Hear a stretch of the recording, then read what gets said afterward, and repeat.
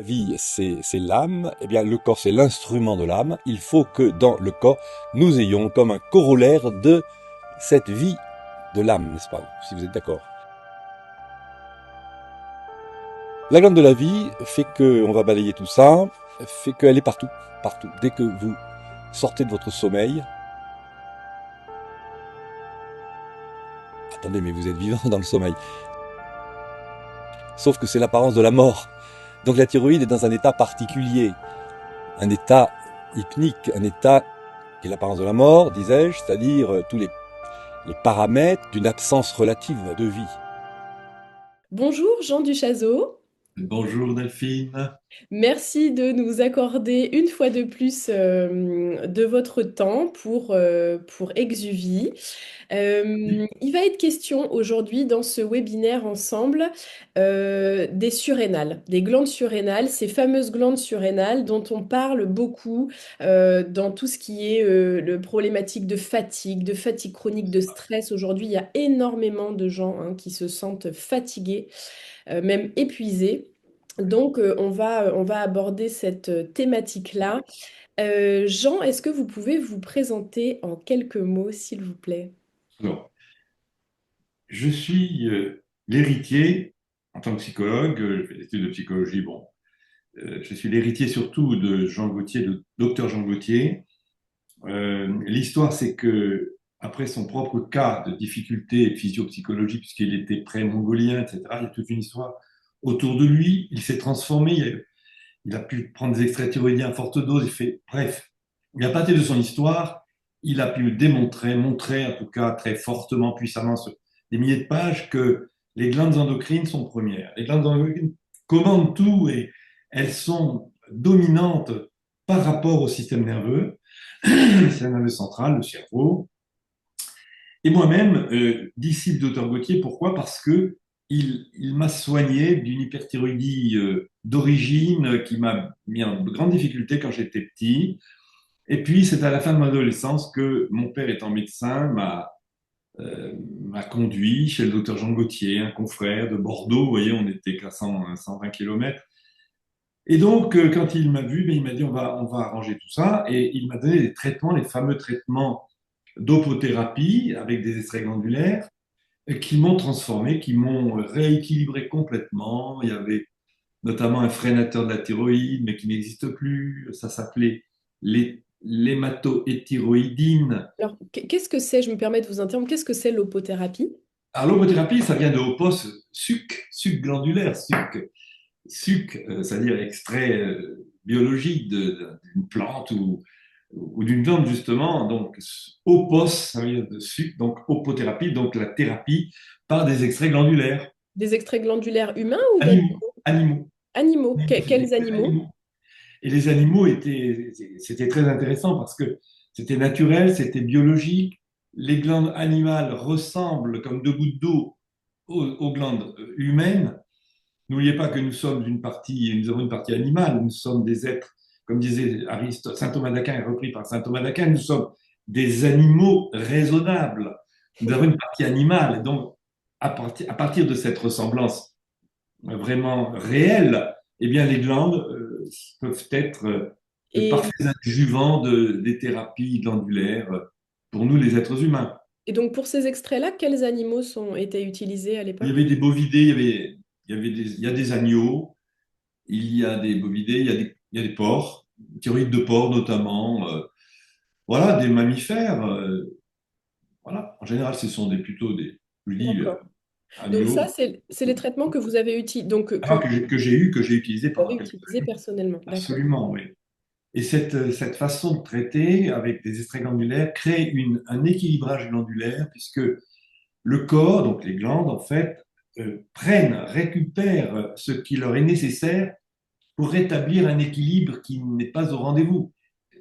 Alors, la preuve, c'est Dr Gauthier d'abord, et puis moi ensuite, et puis tous ceux que j'ai pu traiter, puisque je continuais à faire en clientèle ce que je savais faire, et j'ai eu des résultats, bien entendu, des succès. Ça marche toujours.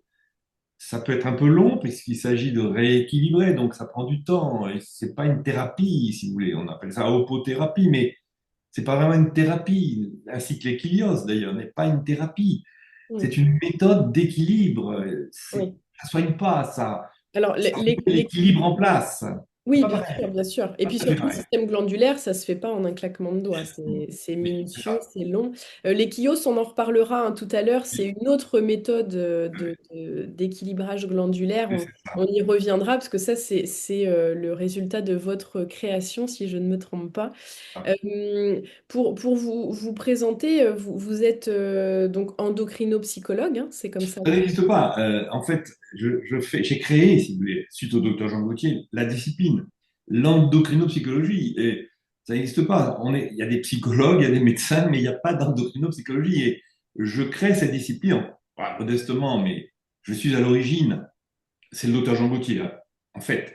Mais j'ai créé le mot, en tout cas, pour nommer le fond qu'il m'avait laissé à l'époque, des milliers de pages, des manuscrits divers, des conférences, des textes. J'ai tout ça dans mes caisses et je l'ai exploité déjà pas mal, mais il y a Mm. encore des choses à faire. Donc ce contenu-là, j'ai voulu le nommer un jour. Et qu'est-ce que c'était que ce contenu? C'était une étude des glandes endocrines, mais par rapport à quoi? Par rapport à la psyché, par rapport au caractère, par rapport aux capacités mentales, morales d'un individu. Et comme je suis un psychologue, et comme le docteur Gauthier a parlé de la psyché, il fallait que je crée un mot qui englobe à la fois la psychologie, mais aussi les glandes endocrines. Bien sûr. Non, endocrino-psychologie. Alors, ce n'est pas la même chose que les médecins, c'est pas une endocrinologie simple, c'est une endocrinologie, oui, mais qui est modulée, totalement modulée, régulée par son action sur la psyché, sur le caractère, sur les capacités mentales, intellectuelles. Et Les oui. glandes sont à l'origine de nos capacités, et c'est ça qu'apporte l'endocrinopsychologie. Et oui, oui, oui. C'est pas le cerveau, quoi. Bien sûr, on va en revenir un peu plus en détail, surtout sur le cas des surrénales. Et pour compléter aussi votre présentation, vous êtes l'auteur de très nombreux livres, dont deux livres qui sont parus aux éditions Exuvie, Ces glandes qui nous gouvernent et La thyroïde et le mystère des émotions, qui sont deux livres passionnants, vraiment, que je vous recommande chaudement. Et on mettra bien sûr le lien vers le coffret des livres sous cette vidéo. Jean, aujourd'hui, j'aimerais qu'on parle vraiment plus spécifiquement des glandes surrénales. Est-ce que vous pouvez nous présenter ce qu'elles sont et d'un point de vue endocrinopsychologie, quelles sont leurs places dans tout ce système endocrinien? Tout à fait. Alors, c'est très important, effectivement. Alors, ce qu'il faut dire a été simple et rapide quand même, hein, on n'a pas beaucoup de temps, mais bon, les surrénales, deux petites glandes qui sont au-dessus des reins, il y a la cortico-surrénale, la médullo-surrénale, peu importe, la physiologie exacte, c'est pas notre propos. Il y a effectivement la cortico qui est au-dessus, et puis il y a la médullo qui est en dessous. Bon. Mais au-dessus, tout ça est au-dessus des reins. Cette glande, en fait, on a beaucoup glosé dessus, effectivement, elle est liée aussi à notre énergie vitale, mais avec la thyroïde, on ne peut pas séparer les deux. La glande surrénale, effectivement, elle donne de la fatigue extrême lorsqu'elle est en totale hypofonction. En totale hypofonction, ce sont des cas médicaux d'hôpitaux, hein, c'est rare qu'on rencontre des gens. C'est-à-dire que, Maladie excusez-moi, d'Addison. je vous interromps, c'est-à-dire qu'elle ne sécrète pas assez d'hormones, c'est ça? Elle est tout à fait en hypofonction sécrétoire, D'accord. absolument. Et ce sont des maladies d'hôpitaux, je le dis, parce que c'est rare quand même. Ce sont des gens qui n'ont même pas la force de soulever leurs bras, parce que tellement le tonus musculaire est faible, car le surrénal est à l'origine du tonus musculaire, on pourrait en dire deux mots. Et ça s'appelle la maladie d'Addison. La maladie d'Addison, c'est cette impuissance musculaire absolue qui fait qu'on est dans une fatigue totale et vraiment on ne peut pas se mouvoir. Voilà. Pour quand même mieux comprendre la surrénale, on ne peut pas faire l'économie, enfin en tout cas, oui, l'économie de la thyroïde, qui est la grande glande vitale. En fait, c'est elle qui est la glande vitale. La surrénale a son rôle, mais ce rôle de la surrénale est un rôle d'accompagnement. Alors, pour le préciser, disons que dans une balance de Roberval, vous mettez sur le plateau de gauche les surrénales, les hormones surrénaliennes, qu'elle soit l'adrénaline ou la cortico, peu importe d'ailleurs.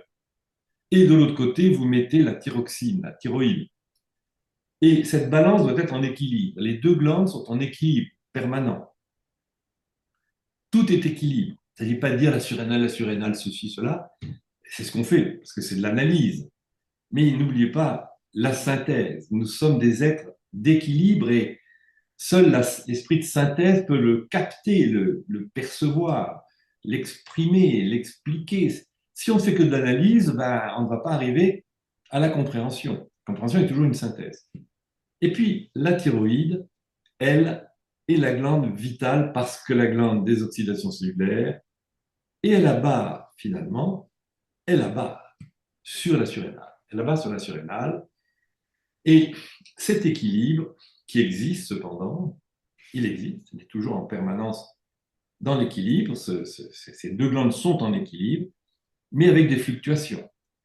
C'est ainsi que lorsque la thyroïde baisse, n'est-ce pas, vous avez, si j'ai un problème de fatigue, parce que le matin, comme ça, parfois, il m'arrive d'avoir, alors vous couperez ce qu'il faut couper, parce que si je sens que je suis un peu fatigué, on arrête et que je reprends un peu, je prends un petit encas, Pas de parce que je problème. dépense beaucoup d'énergie là, c'est comme ça.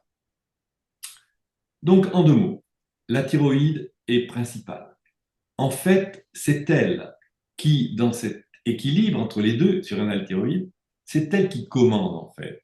Elle commande tout, elle commande la vie, elle est la glande de la vie. Lorsque donc nous avons de la fatigue extrême, j'en parlais, les surrénales sont impliquées dans cette fatigue. Mais la thyroïde des addisoniens, dont on parlait à l'instant, elle n'est pas mieux. C'est elle qui a entraîné la surrénale dans l'hypofonction. On ne peut pas enlever le couple surrénal-thyroïde, c'est impossible. Donc, C'est l'analyse qui le fait, oui. si je comprends bien, on ne peut pas avoir une thyroïde qui fonctionne vraiment très bien, qui est optimale, et des surrénales dans les chaussettes. Non, C'est c'est pas possible. forcément, c'est C'est le couple. gagnant-gagnant ou perdant-perdant dans ce... Voilà, oui, c'est ça. C'est ça. La théorie des premières. Alors, il y a plein de choses qui le montrent, mais peut-être qu'on ne va pas le dire ici, mais on peut peut-être en faire une. Si, on peut peut-être le dire rapidement. Dans les expériences de Cannon, le grand physiologiste américain, qui a montré qu'un animal comme le chat qui est devant un chien qui aboie, Cannon a montré, et c'est comme ça qu'il a démontré que la surrénale, notamment l'adrénaline, était la glande de la combativité, a montré que ce chat, devant un chien qui aboie, a un taux d'adrénaline dans son sang très très important. Il l'a montré, c'est une belle découverte, et il a voulu montrer en plus de cette découverte que c'est le cerveau qui alerte les surrénales. Voyez-vous, le neuroscientifique qu'il était a voulu montrer que les surrénales, bien sûr, elles fonctionnent en excès là, dans cette combativité devant le chien qui aboie, les poils se hérissent, il est là en train d'essayer de résister à ce stress, justement. Et qu'est-ce qu'il fait? Il enlève toutes les liaisons nerveuses entre le cerveau et les surrénales. Il est sûr alors que les surrénales ne se sécréteront pas.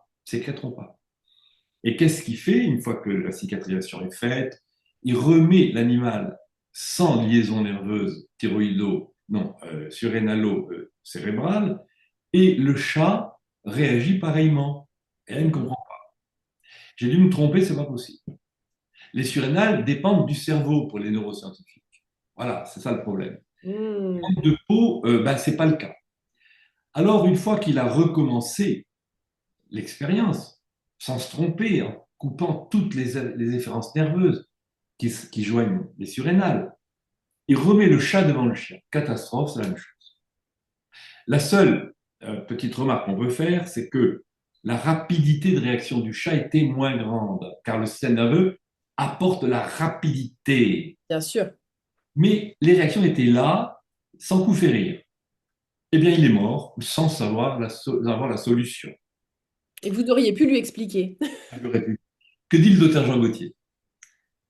Il dit ceci, c'est la thyroïde qui commande la surrénale, et que s'il avait voulu ne pas avoir de réaction du chat devant le chien, il fallait qu'il enlevât la thyroïde du chat. Et alors là, on était certain que le chat était une chiffre molle, aucune adaptation, aucune réactivité émotionnelle, rien du tout.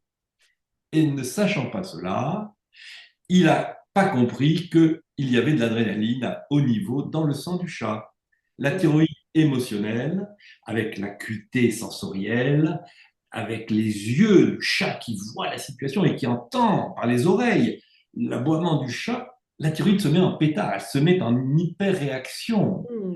À ce moment-là, l'adrénaline de la surrénale se développe. Elle augmente pour donner la combativité.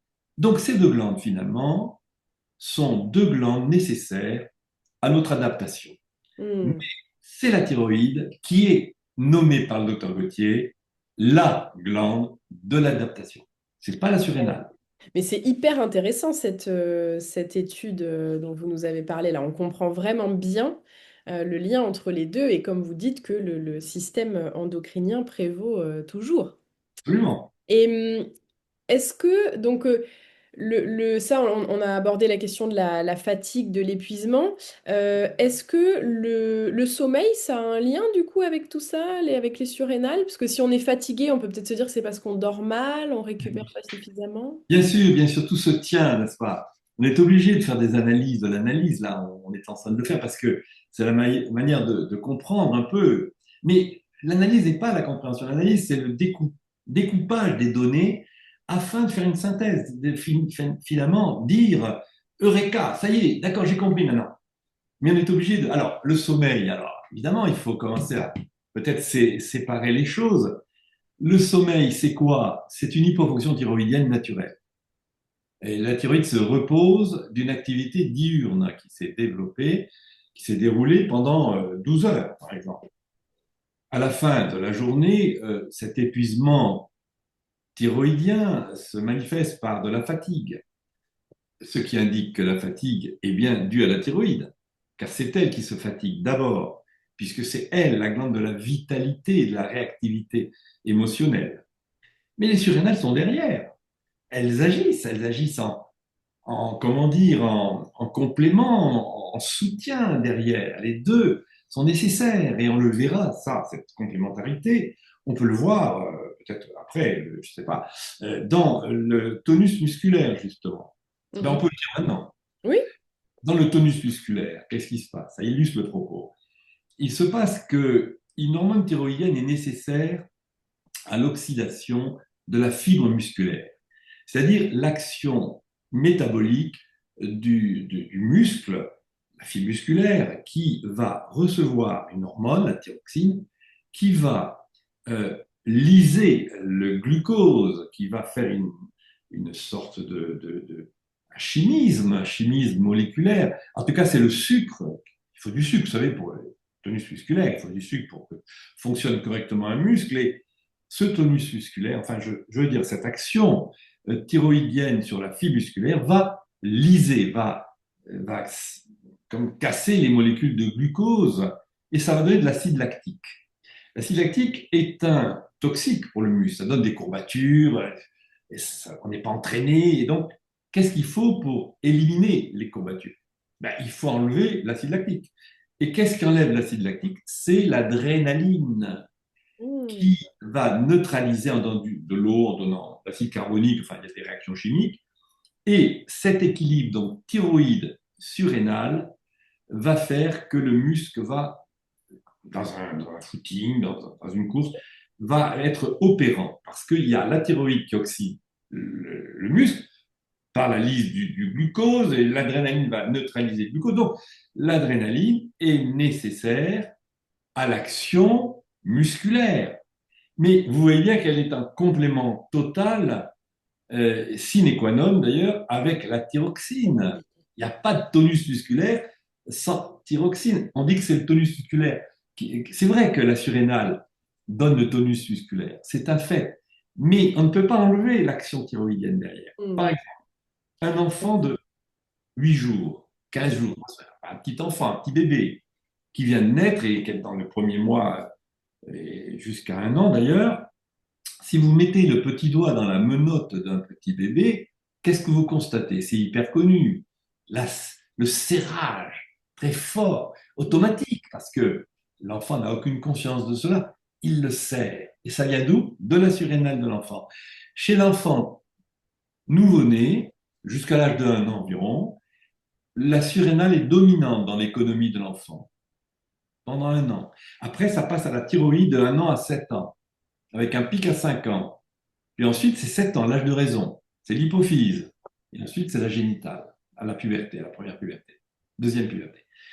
Alors, donc, pour dire que la surrénale est la glande du tonus musculaire, c'est vrai, mais ça, c'est de l'analyse, c'est vrai, mais en même temps, on ne peut pas faire fi de l'action thyroïdienne. Hmm. Dans le sommeil, donc, pour en dire, parce que je n'ai pas répondu tout à fait, dans le sommeil, vous avez une hypofonction thyroïdienne naturelle, mais vous avez l'hypofonction de toutes les glandes, en fait. Toutes les glandes, hypophyse, thyroïde, surrénale, génitale, se mettent en hypofonction pendant la nuit de sommeil.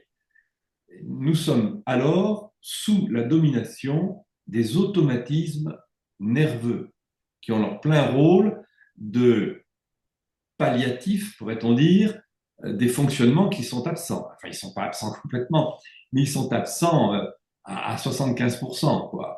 Il y a Hmm. juste les automatismes nerveux qui prennent le relais pour que les fonctions se continuent pendant le sommeil. Sinon, il y aurait un problème. D'ailleurs, on voit bien que dans le sommeil, il y a la perte adaptative, perte de conscience, perte d'acuité sensorielle, perte de tout, et surtout, ralentissement des fonctions générales. Le cœur qui baisse de régime, la surrénale, les reins qui ont une élimination urinaire très diminuée, la tension artérielle baisse énormément, tout baisse quoi finalement en raison de l'hypofonction générale de toutes les glandes.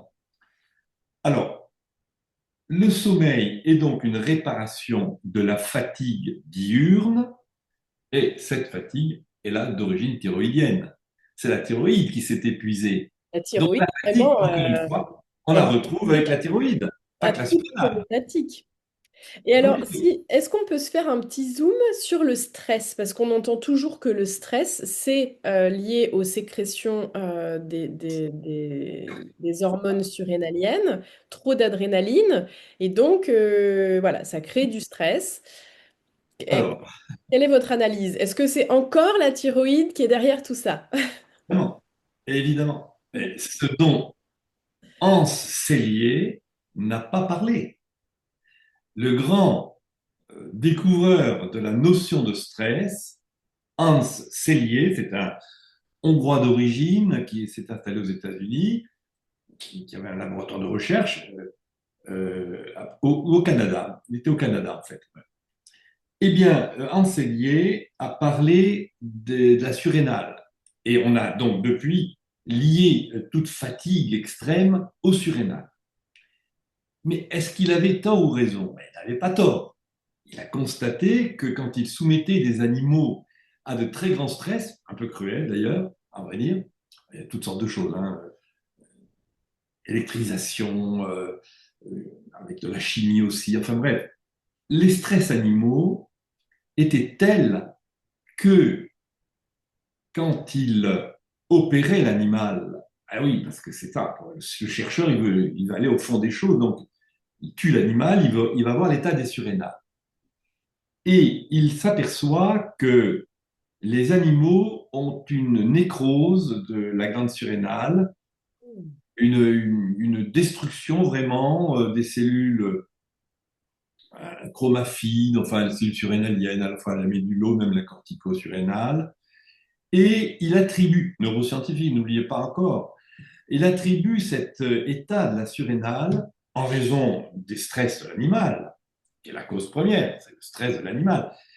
Il voit qu'il y a une conséquence dans la surrénale et il attribue cette conséquence au cerveau.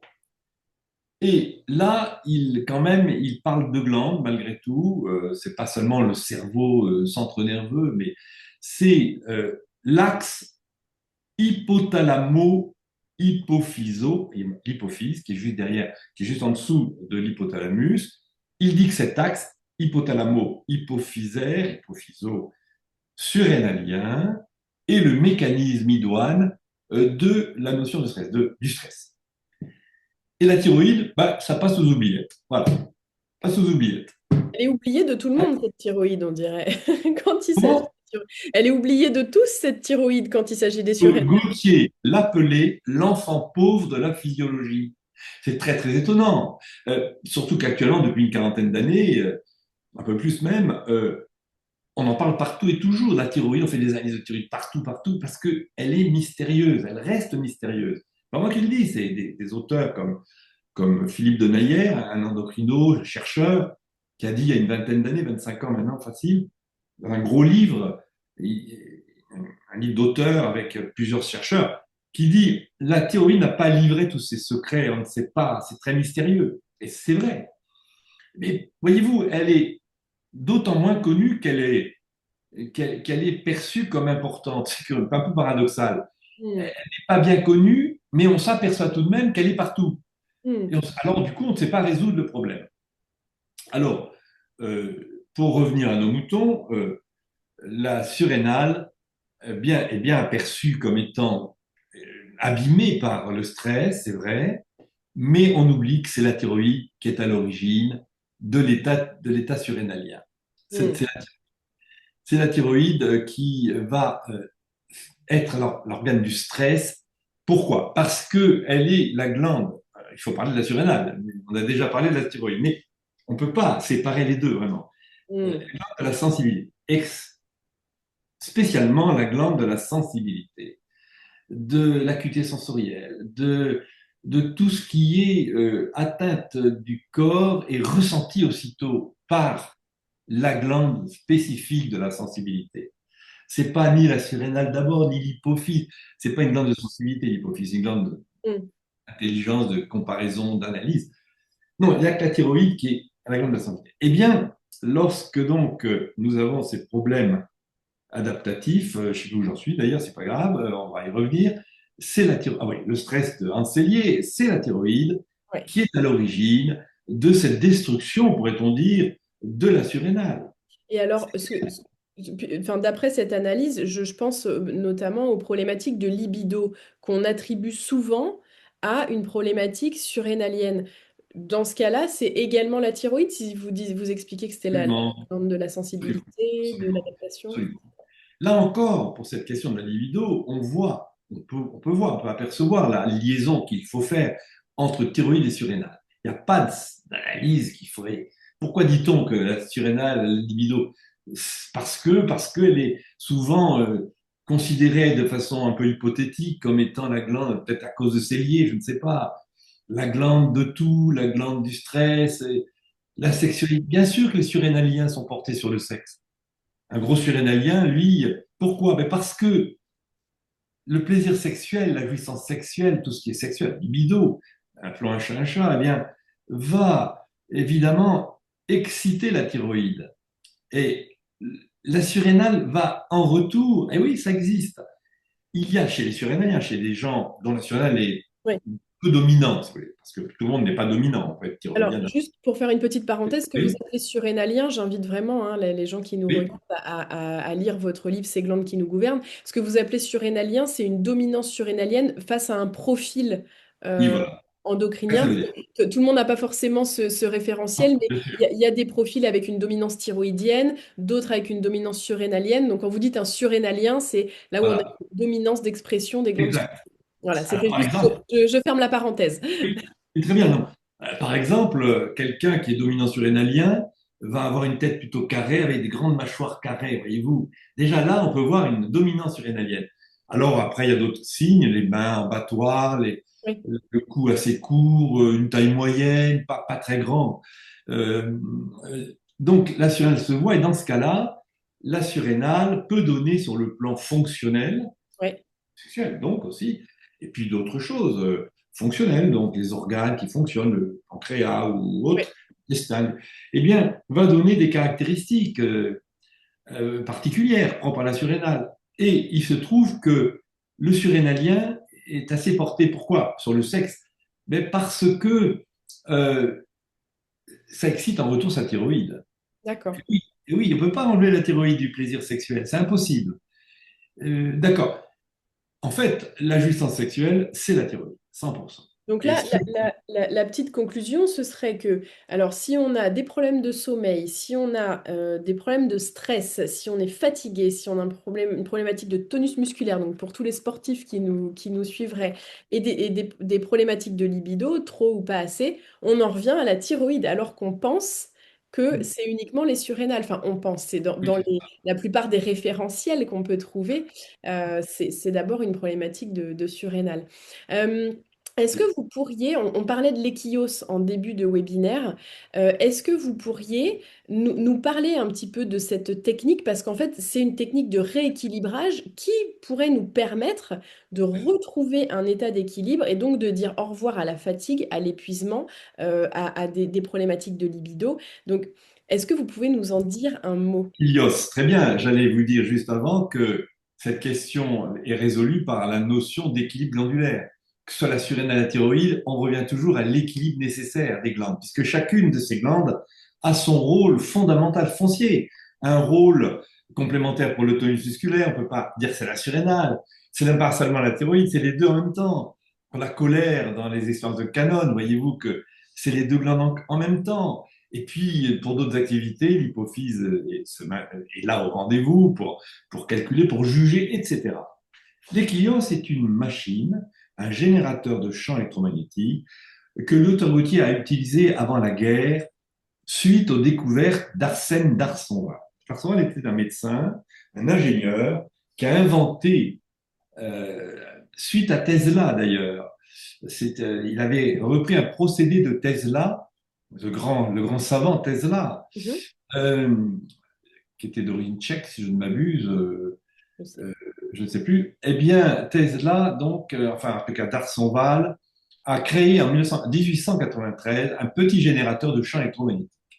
Il s'était rendu compte d'ailleurs que cette action de l'électricité pouvait s'appliquer sur le corps humain sans problème, sans difficulté, pas d'électrocution, parce qu'à une certaine fréquence, à partir de 500 000 Hertz de fréquence, il constatait que l'électricité se transformait en chaleur. On appelait ça la diathermie. Et cette technique a fait florès au cours des décennies qui ont suivi. La médecine s'en est emparée. Elle soignait les personnes par cette technique. C'était très remarquable. Il y a eu des ouvrages qui ont été écrits par des médecins connus à l'époque, dans les années 20, docteur Bordier, docteur Duhem et d'autres. Et cette technique était très remarquable pour soigner les gens, pour réchauffer les pieds et les mains dans des ischémies, pour réguler l'acide urique, pour le diabète. Enfin, il y avait des trucs étonnants qui se passaient avec l'action vibratoire de ces champs électromagnétiques. Quand le docteur Gautier s'est soigné avec, au début, après la guerre de 14, avec des extraits thyroïdiens, il a voulu compléter sa transformation par cette fameuse technique de Darsonval parce que il voyait les résultats, il voyait la publicité qu'on en faisait et il se disait, tiens, pourquoi je ne profiterais pas d'une technique de ce genre pour encore améliorer mes capacités. Lui qui était toujours un peu lent, mais qui avait été transformé sur le plan glandulaire quand même. Eh bien, c'est ce qu'il fit. Il a acheté un générateur. Et puis, vu les résultats qu'il a eu, extraordinaires résultats sur lui, il a voulu pratiquer juste avant la guerre, après il y a eu la guerre, donc ça s'est arrêté, la diathermie en cabinet. Il était à Bordeaux à l'époque. Et il a eu des clients, des patients. Ces patients étaient traités par cette fameuse diathermie. Malheureusement, après la guerre, c'est tombé des études pour des raisons techniques. Il fallait protéger les radios. Ça polluait de façon, polluait les émissions de radio, si vous voulez. Ça faisait des bruits dans les antennes, etc. Et ça a dû s'arrêter. Mais l'outil était formel. L'action, Luc est un découvreur, ce docteur Gauthier. L'action de ces champs magnétiques était très remarquable. Et il découvre, alors je vais vite, il découvre que l'action vibratoire de ces champs électromagnétiques crée une puberté artificielle. Très curieux. Et d'abord, il appelait ça la puberté artificielle. Je Ok. vais vous appliquer des traitements de puberté artificielle, il pouvait dire. Mais pour comprendre mieux ça, si on a encore quelques minutes, Oui. il faut savoir ce qu'est la puberté. Voilà. Et ne sachant pas exactement ce qu'est la puberté, parce que ce qu'on en dit n'est pas exactement la vérité, c'est pas l'avènement des forces de reproduction du tout, hein. C'est ce qu'on croit. L'enfant qui a 10, 12, 15 ans, enfin, entre ces âges-là, 12 ans, Oui. mettons l'âge de la puberté, on dit c'est l'avènement des forces de reproduction, les règles vont arriver, l'ovulation chez la fille, les premiers spermatozoïdes vers 12, 13 ans, 14 ans, etc. Et donc, on met l'accent là-dessus. Mais est-ce que le but de la puberté est ça? Eh bien, que dit le docteur Gauthier? Eh bien non, pas du tout. Le but de la puberté est autre chose. Ce n'est pas ça. Ça a été, ça a masqué, si vous voulez, ça. Parce que ça se voyait mieux, ça se voyait clairement que il y avait une reproduction sexuelle en devenir. Mais alors, c'est quoi? Alors, voilà pour vous vos questions. J'allais y arriver, mais je vous ai un peu attendre. C'est Trop de suspense. suspect. L'équilibre glandulaire est véritablement le but de la puberté. La puberté a pour but l'équilibre. Ah bon? Alors tombe alors ce faux but de la. Mais oui, bien sûr que ça tombe. Mais alors, quelqu'un va vous objecter, une maman qui a eu des enfants en bon état, qui se sont bien développés, dit, et moi, mon enfant n'a pas eu de problème de déséquilibre glandulaire. Vous dites que c'est le but de la puberté, c'est l'équilibre glandulaire. Eh bien, je réponds, à la suite du docteur Jean Gauthier, qu'il existe, dès l'origine de la vie, c'est-à-dire vers le 8e jour, une première puberté. Mais pourquoi? Parce que l'enfant qui vient au monde, c'est l'explication nécessaire, hein, Mhm. n'est pas en équilibre glandulaire. Pourquoi? Parce que 3 glandes sur 4 fonctionnent dans le fœtus. L'hypophyse fonctionne au 3e mois. La thyroïde fin de 2e mois, c'est la première formée. Les surrénales vers le 3 mois et demi. De grossesse, hein? Là, De on parle. grossesse, Oui, bien d'accord. sûr, de Pas grossesse. troisième mois Dans de le fœtus. naissance. Dans le fœtus. Oui. Les 3 glandes fonctionnent et elles émettent des hormones. C'est étonnant, avant le système nerveux, Mm. qui ne fonctionne pas, qui est ébauché, bien sûr, mais qui n'a pas de fonction, puisque il faut pour qu'un organe fonctionne qu'il soit maturé, qu'il Et soit. alors, ce fonctionnement in utero, il dépend quand même du fonctionnement glandulaire de la maman, Bien sûr, porte le bébé. bien sûr. Donc, là, c'est peut-être, je sais pas, vous me direz, mais une invitation aussi pour les femmes qui souhaitent avoir un enfant de travailler avant une grossesse sur l'équilibre glandulaire. Bien sûr, c'est tout à fait exact. Bien sûr. Pour la fertilité aussi, j'imagine, les femmes qui rencontrent des difficultés de fertilité, ça peut être intéressant aussi de travailler avec les kios, avec les méthodes que vous proposez en endocrinopsychologie pour... Bien sûr. euh, Aussi, aussi. Application aussi pour des femmes qui ont des d'accord, difficultés. d'accord. Bon, Souvent, les femmes qui excuse-moi, n'ont pas du coup, d'enfants, c'était une parenthèse. c'est pas un mais on peut juste dire ça, que les femmes qui ont du mal à avoir des enfants, elles ne sont pas infertiles. Mm. C'est souvent, disait le docteur Gauthier, qu'elles sont hyper émotives. Donc, la fixation de l'œuf ne peut pas se faire.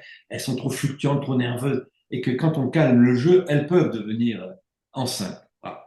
Fermons la parenthèse, moi-même je la ferme. Donc, l'équilios va, mais je parlais des 3 glandes qui fonctionnent dans le fœtus. Mm, Quand mm. l'enfant vient au monde, 3 glandes fonctionnent sur 4. Pourquoi sur 4? Parce que la quatrième ne fonctionne pas. Elle est ébauchée, disent les physiologistes, mais elle ne fonctionne pas. Elle n'émet pas d'hormones.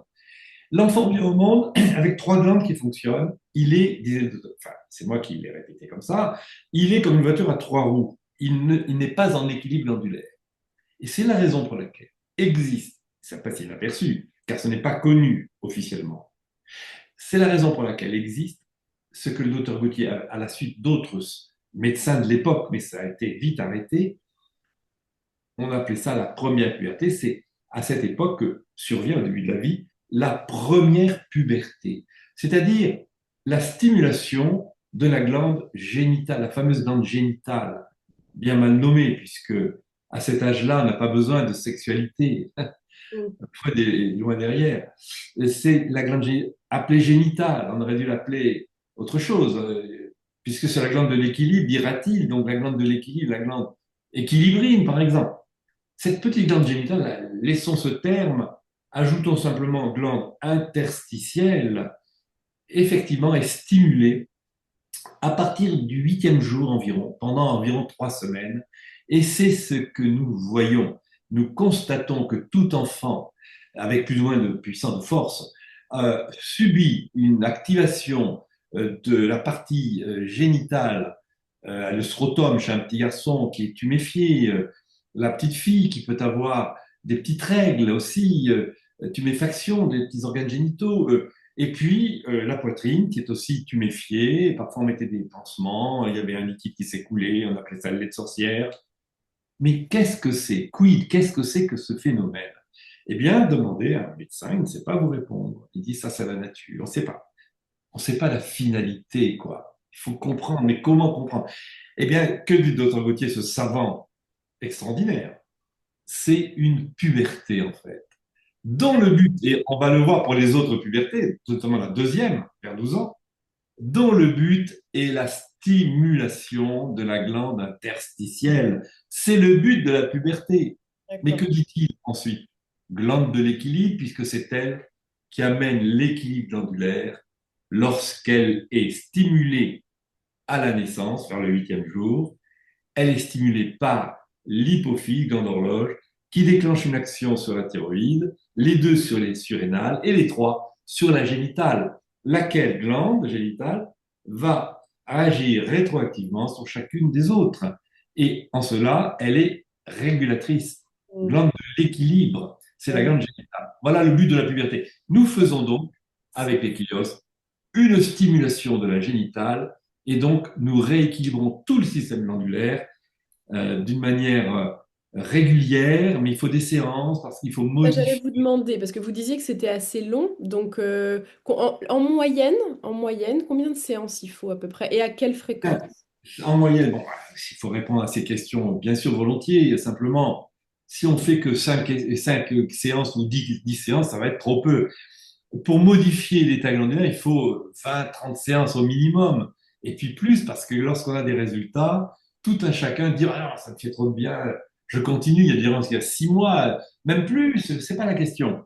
Donc, la longueur du temps est, comment dire, corrélative à un ressenti d'équilibre que nous constatons en nous. Et si on le constate, on a intérêt à le continuer le plus longtemps possible pour créer des enregistrements de ces modifications apportées par l'équilios. On modifie l'état glandulaire, les tenses glandulaires se modifient dans le sens d'un équilibre plus important, et cela crée des automatismes, c'est-à-dire l'assistance nécessaire, Mm. constante du système nerveux central, du système nerveux qui est le système d'automatisme. Nous devons avoir des automatismes pour euh, corréler nos fonctionnements adaptatifs glandulaires. Mm. D'ailleurs, j'aimerais lire un extrait, enfin pas un extrait, lire un témoignage d'une personne, parce que vous avez donc un de vos ouvrages sur la thyroïde dans lequel il y a beaucoup, beaucoup de témoignages. Et là, ben, justement, au sujet du traitement de l'échiose, donc une personne qui parle d'un merveilleux traitement et qui dit, grâce à lui, j'ai obtenu un résultat inespéré, une jaunisse m'ayant laissé de graves séquelles qui ralentissaient mes digestions et me soumettaient à un régime draconien. Depuis votre traitement, mes digestions sont parfaites. En plus, mon sommeil est plus profond et se régularise bien. Mon activité est plus grande, mon moral est meilleur, j'ai repris goût à certaines activités que j'avais délaissées, ma famille à laquelle je n'avais pas révélé votre traitement et que j'ai revue au moment des fêtes de fin d'année m'a trouvée transformée moralement, plus vivante, décisive, enthousiaste. Ce traitement ne m'a causé aucun trouble jusqu'alors, ni problème d'aucune sorte. En attendant de reprendre les chères séances, je vous prie, trois petits points. C'est un témoignage magnifique, Absolument. magnifique. C'est Absolument. Absolument. Il faut dire que alors, ce témoignage, il y en a pas mal, il y en a beaucoup. oui, oui, oui, il y en a beaucoup, il y en a Ils beaucoup. sont au rendez-vous, mais il faut quand même dire par honnêteté fondamentale que c'est pas une panacée pour autant.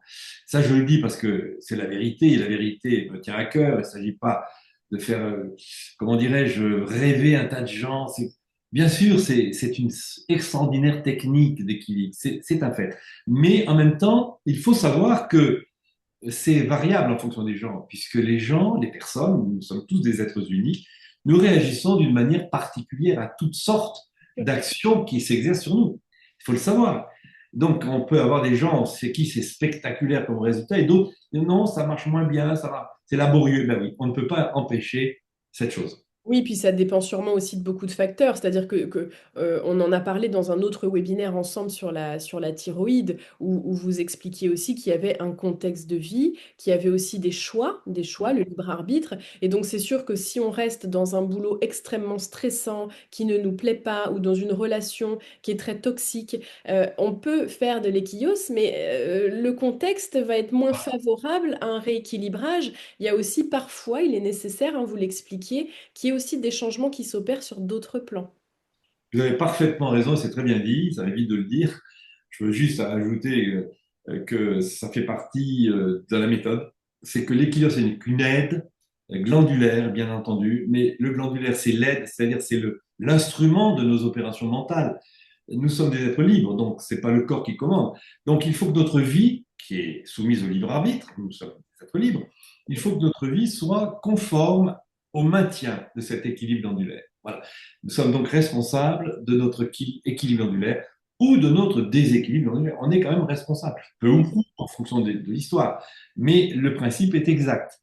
Et notre action psychologique, parce que nous sommes des psychologues en principe, même si on n'a pas fait d'études de psychologie à l'université, le fait qu'on ait un discours sur la psyché, nous sommes des psychologues. Donc, il faut que celui qui met en œuvre cette technique, l'équilios, puisse exprimer, expliquer aux patients qu'il doit vivre conformément à cet équilibre. Donc, nous avons une action non seulement psychologique, mais morale.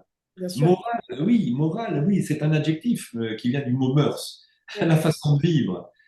Et nous vivons de telle façon que nous gardons notre équilibre comme un funambule sur le fil de la vie.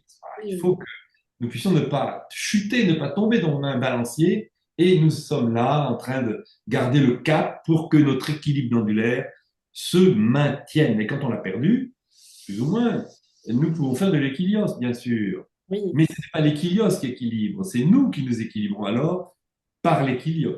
oui, avec un soutien. Mais Avec un soutien. ouais, ouais. Merci beaucoup, Jean. Euh, moi, je trouve que c'est une discipline passionnante. Vous êtes d'ailleurs passionné et donc passionnant. Vous avez tourné, là, au printemps dernier, enfin, vous avez donné une formation en présentiel dans les locaux d'Exuvie sur l'endocrinopsychologie, qui balaye vraiment toute la théorie que vous venez de nous expliquer, qui rentre dans le détail de la thyroïde, les trois pubertés. C'est vraiment très, très bien détaillé. C'est une formation de 4 jours que vous avez donnée en présentiel, qui a été filmée. Donc, on bénéficie aussi dans cette formation de toutes les questions des participants, toutes les interactions qu'il y a pu avoir avec le groupe. C'était une formation très riche. Est-ce que vous pouvez nous en dire un mot, nous dire quelle était votre intention avec cette formation-là? Alors, c'est tout simple. Je voulais que cette formation, vu que je prends de l'âge, n'est-ce pas, puisse se pérenniser, que ce que je donnais en visioconférence depuis quelques années puisse s'arrêter parce que c'est très fatigant, à vrai dire, de faire des visios pendant des heures. Ça me plaisait d'un côté, mais d'un autre, ça m'épuisait aussi. Et un jour, j'ai eu l'idée, avec Fabien Moine, ben, de les filmer et de les donner en pâture aux intéressés qui pouvaient se la procurer en ligne. Voilà. Donc, les formations que je donnais en visio, il y a 2 sessions. C'est assez court, malheureusement. Après, il faut approfondir par les livres, mais il y a 2 sessions de 2 jours chacune. Sauf que là, ça a été plus important parce que je voulais approfondir. Je voulais pas faire que 2 jours, c'est très court. Donc, on a fait 4 jours. C'est un minimum, de toute façon. Donc, mon intention, je vous le répète, c'était de ne plus faire ces visios moi-même, mais de les enregistrer pour qu'elles puissent se pérenniser et se continuer. Et il va y avoir une seconde session l'année prochaine encore, Oui. sans doute de 4 jours aussi, pour la seconde session. Alors, la première session, ce sont les glandes endocrines elles-mêmes, avec la méthodologie qu'il y a derrière. Ça, c'est très important, la méthodologie. Pourquoi on n'a pas compris comment ça fonctionnait un être humain, comment, pourquoi. On fouille un peu cette question. Il y a de la philo un petit peu, de la réflexion philosophique pour expliquer cet objet de science si curieux et si Mhm. spécifique qu'est l'être humain, n'est-ce pas? Il y a une méthode, il faut expliquer pourquoi on n'a pas réussi. Et puis, il y a la seconde session. Donc, la première, c'est bien les glandes qui sont détaillées, avec beaucoup, il y a quelques digressions évidemment. Et la seconde, donc, c'est plutôt les grandes fonctions. Alors, le sommeil, le rêve, la sexualité, la psychiatrie, ce qu'est une maladie psychosomatique, les émotions, la mémoire. Vous voyez, tous ces thèmes, tous ces fonctionnements humains font partie de la deuxième session qui aura lieu l'année prochaine, vers le mois d'avril. Même si vous en dites déjà quand même un mot dans cette Ah formation, oui, hein, de toute vous façon, abordez la question des rêves. on peut pas ne Oui, pas faire voilà, tout de ce que vous avez cité, c'est abordé dans ce premier module. aborder. C'est un Mais fondu vous y enchaîné. rentrerez encore plus en profondeur dans le module. Voilà, oui, c'est ça. J'en profite également pour dire que dans cette formation, vous avez fourni aussi des documents, des supports de cours, des schémas qui sont vraiment très bien expliqués, on comprend bien, donc ils sont téléchargeables. Et puis on a une très belle qualité d'image aussi, hein, parce que c'est vrai que ça a été C'est la technique. dans Vous savez, la très technique, beaux ouais. locaux et on a une très belle qualité d'image, donc c'est très agréable à regarder. Euh, Merci beaucoup Jean, hein. Donc juste vous trouverez tout l'ensemble des informations sur vos livres Jean et puis sur cette formation en ligne. Vous trouverez toutes les informations en description sous ce webinaire. Donc n'hésitez pas à aller y jeter un œil. Et si vous voulez aussi des informations sur la deuxième session, n'hésitez pas à vous abonner à la newsletter d'Exuvie. Comme ça, vous ne raterez aucune information. Merci beaucoup, Jean, pour toutes ces explications passionnantes, ce détail des études scientifiques. Merci pour tout ce temps que vous nous avez accordé. Et on se retrouve sûrement une prochaine fois pour d'autres sujets d'endocrinopsychologie. Volontiers. Merci beaucoup, Delphine. Merci, à bientôt.